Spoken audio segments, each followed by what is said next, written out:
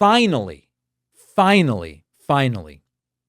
corporate and legacy media is starting to talk about Donald Trump's right eye. I have spent years pointing out in passing, sometimes it's a rally clip, sometimes it's whenever, that Donald Trump's right eye is often almost completely swollen shut. What is happening on the right side of his face? Is it the cheek that's closing the eye? His face is sometimes droopy. It's like, did he walk into a closet door at Mar-a-Lago? What did he do? And for the longest time, nobody was touching this. Mainstream and legacy outlets pretended not to see it. They analyzed everything he said, but they didn't comment on the fact that this guy's right eye is almost completely swollen shut. Until now, Drudge Report has posted, and they linked to an example from the 60 Minutes interview. Quite frankly, Trump's swollen eye has been much worse before, but Drudge Report linked to this moment in Trump's 60 Minutes interview, as it is an example of Trump's right eye almost completely swollen shut, but it's not the worst example out there. That publicly to the rest of us. What does he understand? I can't give away my secrets. I don't want to be one of And indeed, Trump's right eye is barely open. these guys that tells you exactly what's going to happen if something happens. The other side knows, but... So listen, I don't have any new information for you about like what is going on with Trump's face. This isn't like everybody has a rough day. This is a recurring, visible, asymmetrical swelling.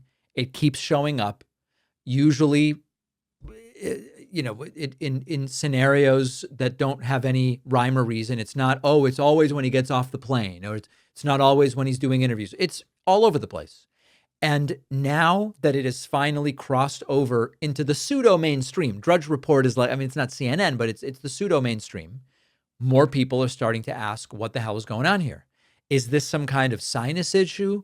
Is it a neurological problem? Is it a medication? Is it what is it? And why does it keep happening? And why has no one ever asked a question about it other than people on independent shows like ours? This is the guy who demanded cognitive tests for other presidents and regularly brags about passing a dementia screening test. And now, finally, there are some in the legacy and corporate media who are catching up. Now, I have to tell you, when I asked Jake Tapper and more recently Jonathan Karl, why isn't more being said about what's going on with Trump, his face, his legs, his bruises? They were not exactly profiles in courage in their answers. And I think they're being careful to a degree because of who they work for. But, Jake Tapper just kind of said like, well, what is it that we would be covering? And I gave him the list. And then Jonathan Karl said, well, there have been questions about Trump's health for a long time. Almost like that means it's not news. I don't know. I wasn't super impressed with either of the answers. But slowly but surely, there is this clawing that is happening.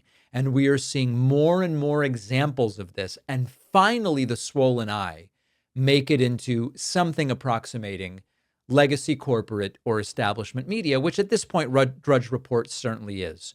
What will it take to really mainstream the story? I don't know. Former Vice President Dick Cheney has died at age 84. We will discuss it today on the bonus show, along with this incredible story where a guy who flipped out on me and blocked me 8 years ago, Scott Adams, the creator of Dilbert, he has gotten a special, recently approved prostate cancer medication, thanks to getting Trump involved by tweeting about it. Really a reminder of the two-tiered systems that we have in this country. And finally, Nancy Pelosi rumors are swirling that she will be quitting politics. She says she's going to wait until she sees the results of California's Prop 50 before making a final decision. But the rumors are swirling that Pelosi is getting ready to hang it up.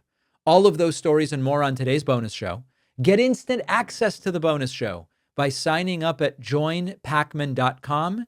Your first payment, whether it is monthly or yearly, will be donated to Saving America. This month, we are doing what we can to counteract the SNAP benefit cuts.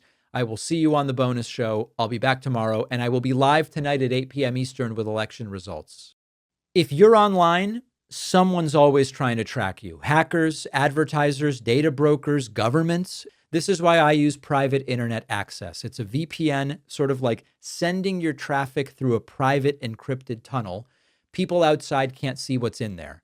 PIA hides your IP addresses, protects every device you use, laptop, phone, tablet, with just one account. And unlike other VPNs, PIA doesn't just say they don't log your data.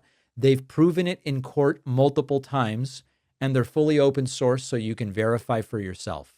You can choose from servers in all 50 states and 91 countries to access region-locked sites. In a world where data breaches are unfortunately getting more and more headlines, take a step to protect your privacy online. Private internet access is a tool I trust.